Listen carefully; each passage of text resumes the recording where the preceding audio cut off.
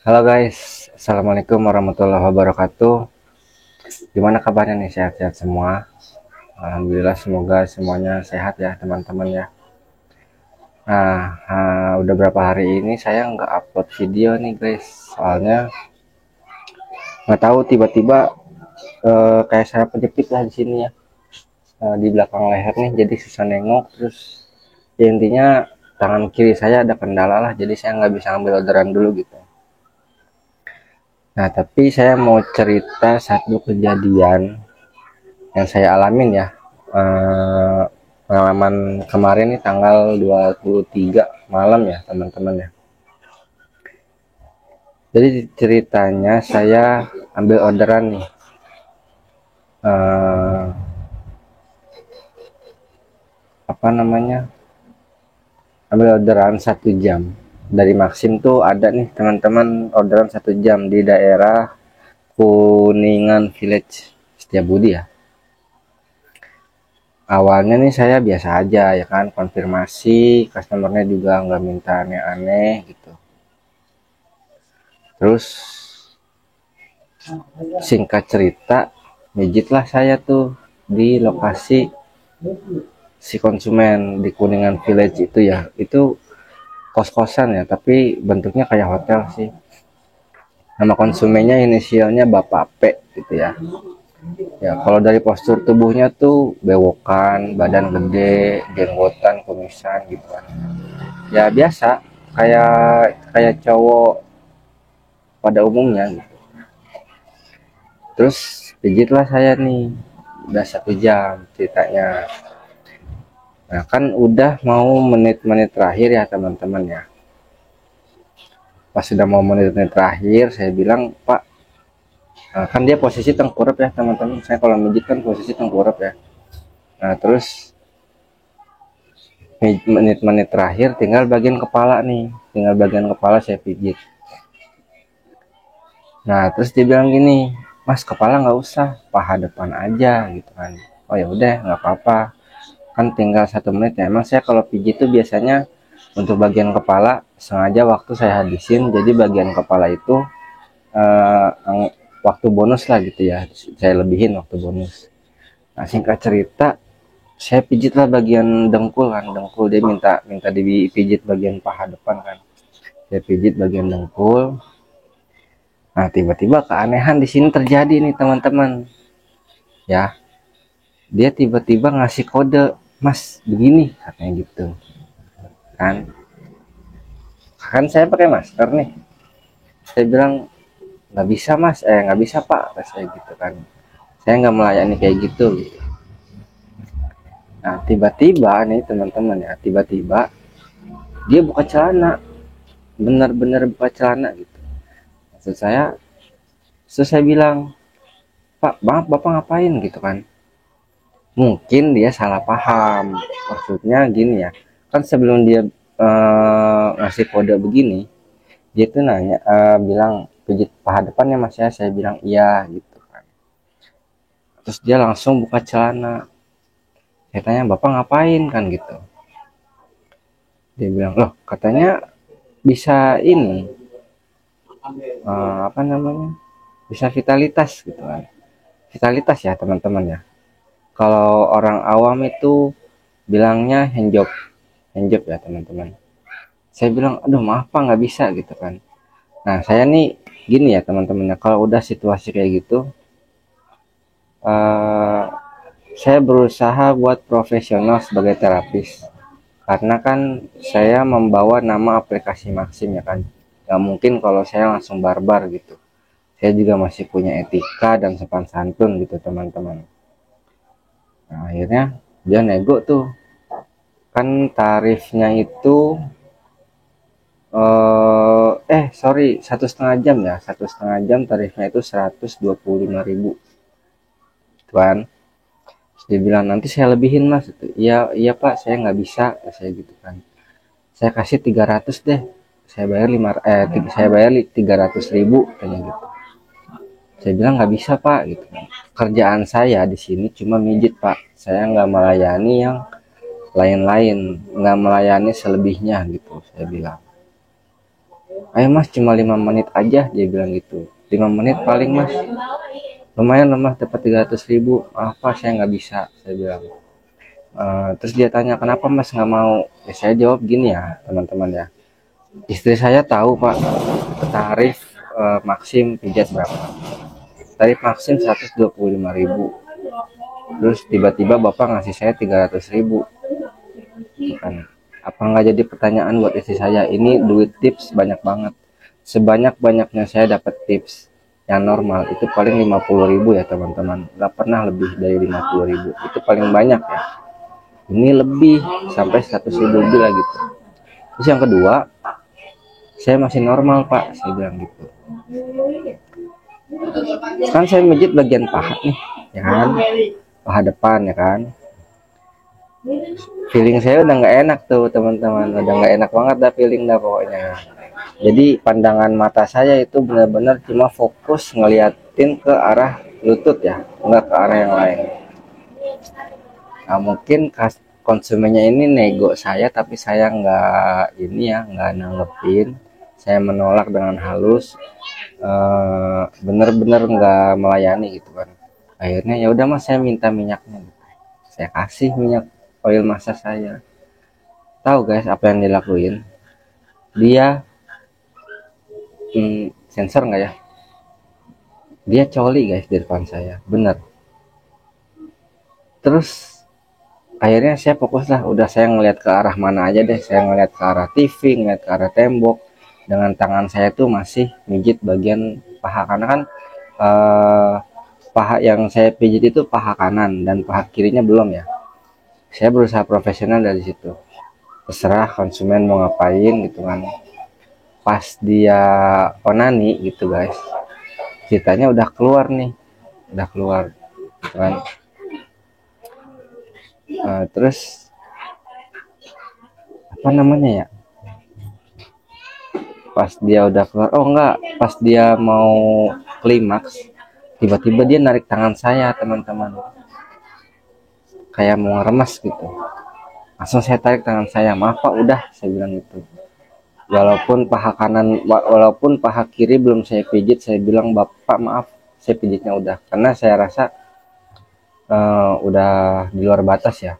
Kalau misalkan konsumen mau melakukan dengan tangan sendiri silakan, saya pura-pura tutup mata ya teman-teman ya. Tapi kalau udah megang dan narik tangan saya itu beda cerita. Langsung saya stop gitu kan. Terus dia bilang gini guys, maaf ya mas, soalnya di sini peraturannya nggak boleh bawa lawan jenis. Itu alasan dia. Yang pertama. Terus yang kedua dia bilang tenang mas, saya masih normal kok. Nah ini yang jadi pertanyaan saya ini teman-teman. Dia bilang dia masih normal, ya kan? Tapi senormal-normalnya cowok, kalau dipijit sama cowok, sama yang sejenis cowok, terus minta layanan handjob gitu ya, menurut teman-teman nih itu termasuk masih normal atau enggak gitu kan? Kalau menurut saya sih enggak ya, karena saya pribadi sebagai pria normal, gini ya, saya ngaku ya, saya pernah yang namanya onani gitu. Tapi itu saya lakukan tanpa ada orang lain, ataupun saya ngumpet-ngumpet ya, entah di kamar mandi gitu kan. Intinya nggak ada yang nyaksiin kelakuan saya selain Tuhan gitu kan. Nah dia bilang saya normal, normalnya dari mana coba teman-teman gitu ya kan, aneh gitu, maksudnya di luar logika gitu ya teman-teman ya. Jujur aja teman-teman ya, sejak kejadian waktu itu, malam itu, saya tuh bener-bener ngerasa mental saya kena teman-teman ya.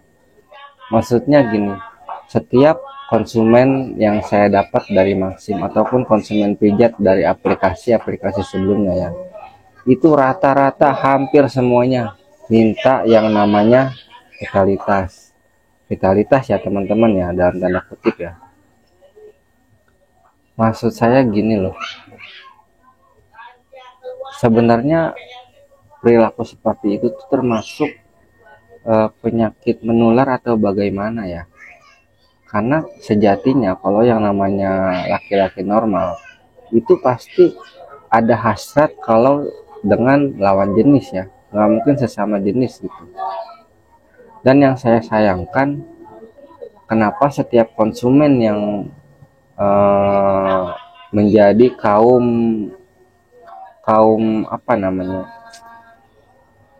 kaum LGBT yang gitu-gitu, kenapa sih selalu mencari kesempatan di aplikasi Maxim? Toh saya kerja di Maxim itu hanya untuk mencari uang ya teman-teman, yang nggak lebih ya gitu. Jujur ya teman-teman, saya sampai sekarang masih kebayang ekspresi si konsumennya itu seperti apa, bagaimana saat dia nego, bener-bener yang ngebet banget, bener-bener yang kayak nganggap saya ini cewek loh teman-teman, bukan bukan eh, bukan sama-sama cowok gitu. Kalau dia bilang dia normal, nggak mungkin lah dia ngelakuin hal kayak gitu ya. Ini bikin saya prihatin ya teman-teman ya. Pertama, saya sebagai pekerja terapis, saya merasa mental saya benar-benar down gitu. Ketemu lagi sama orang seperti itu, ketemu lagi sama orang seperti itu gitu ya. Kenapa sih nggak ada cowok normal gitu yang benar-benar memanfaatkan aplikasi pijat ini, terutama dari Maxim dengan baik gitu ya. Apa ya, heran aja gitu. Padahal kalau dulu ya di zaman gue masa, saya bisa ngebedain nih yang kaum LGBT sama yang enggak. Kalau dulu dari postur tubuh dan perilaku ya kelihatan. Dulu ya zaman gue masa tahun 2018 ya. Sekarang bener-bener nggak kelihatan teman-teman. Bener-bener jauh. Saya nggak bisa bedain. Mau yang sikapnya normal, mau yang postur tubuhnya bener-bener laki tulen. Mereka ada loh penyimpangan seperti itu. Bingung ya, ini maksudnya penyakit yang benar-benar dibilang menular, ya emang banyak yang jadi kayak gitu. Dibilang gak menular, tapi gimana ya, bingung ya saya teman-teman ya. Ya buat teman-teman, buat konsumen-konsumen yang melihat video ini, sekali lagi saya berpesan ya, tolong jangan anggap semua terapis itu sama. Walaupun katanya ya, saya dengar juga dari beberapa konsumen, memang ada terapis pria yang menawarkan jasa seperti itu ya. Entah karena dia butuh duit tambahan, entah karena memang dia menjiwai gitu, memang dia termasuk kaum LGBT juga gitu. Tapi tolong ya, untuk kalian para konsumen yang ingin memanfaatkan jasa pijat online, saya tekankan ya, jangan menganggap semua terapi sama. Karena itu buat saya pribadi sebagai terapis pria yang normal, itu merugikan saya loh. Kenapa merugikan ya? Yang pertama gini, sekarang saya lebih sering dapat cancelan order daripada order yang benar-benar saya jalanin. Contoh gini ya, dalam satu hari saya nyocol nyocol orderan itu ada 7 contohnya. 5 atau 6 diantaranya saya di cancel karena saya nggak melayani vitalitas. At least dalam artian yang normal itu cuma satu. Itu merugikan saya dong. Saya mencari uang untuk menafkahi keluarga saya dan istri saya dengan cara yang halal, dengan cara yang baik, tapi dirugikan dengan kalian-kalian yang nggak punya pikiran sehat gitu ya. Ya jujur aja ya, saya dibilang kesel, dibilang ngenes juga gitu. Ngenesnya kenapa ya? Ngenesnya tuh gini, kalian nggak mikir apa ya? Kalian punya keluarga, kalian punya entah mungkin adik, cowok ataupun cewek. Kalau misalkan saudara atau keturunan kalian punya sifat atau sikap yang sama seperti kalian ya, apa yang kalian rasakan? Apa kalian mau ngedukung? Padahal jelas tahu-tahu itu salah. Apa kalian nggak mikir efeknya akibat perbuatan kalian yang selalu menawarkan uang tambahan demi mendapatkan kepuasan yang tidak normal gitu. Contohnya saya menafkahi anak istri saya dengan cara halal, pijit yang benar-benar pijit, nggak menawarkan jasa plus-plus, tapi semuanya rusak karena kaum kalian gitu. Kalau memang kalian mau cari kaum kalau kalian memang mau cari orang-orang yang sekaum dengan kalian, segolongan dengan kalian, kalian bikin circle lah. Logikanya gini ya, saya aja sebagai cowok gini, saya ditawarin untuk handjob doang 5 menit ya, handjob doang 5 menit itu dikasih bayaran, ditawarin bayaran 175.000. Mikir nggak sih kalian gitu? 175.000 bisa kalian pergunakan dengan baik. Kalian bisa kan pakai tangan sendiri gitu kan, bisa kan pakai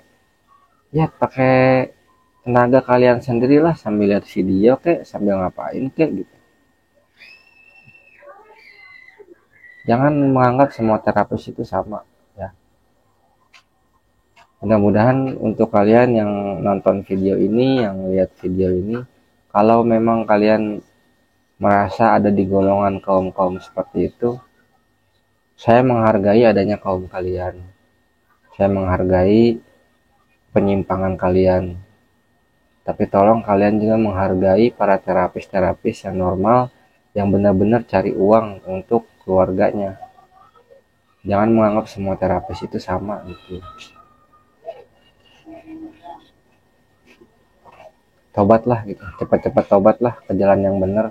Bentar lagi mau kiamat nih, kalau kata orang-orang akhir zaman ini tuh. Tobat.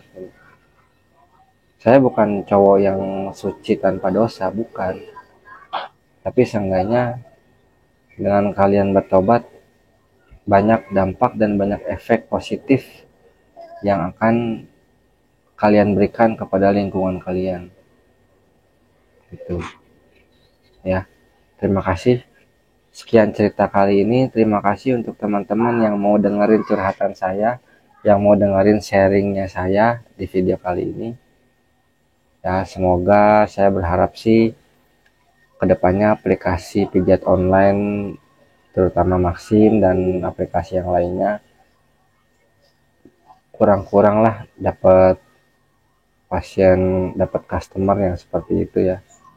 Karena saya juga biar bisa tenang kerjain orderan, saya nggak ada rasa was-was. Itu secara nggak langsung doktrin loh teman-teman, secara nggak langsung mempengaruhi alam bawah sadar kita. Duh, saya dapat orderan, orangnya gini nggak ya, orangnya aneh-aneh nggak ya, padahal saya sendiri butuh uang buat menafkahi keluarga saya. Tolonglah kalian, buat para kaum LGBT, lebih menghargai kami lah, para terapis yang hanya benar-benar me, mencari uang halal gitu. Oke guys, terima kasih untuk cerita kali ini. Semoga kita semua sehat selalu dan semoga kalian semua dalam lindungan Allah Subhanahu wa taala ya. Jangan lupa subscribe channel ini, like dan share, dan kalau misalkan nanti kedepannya ada info-info lagi yang bermanfaat atau cerita-cerita yang seru lagi terkait orderan Maxim, akan saya upload di video selanjutnya ya. Terima kasih untuk teman-teman semuanya. Assalamualaikum warahmatullahi wabarakatuh.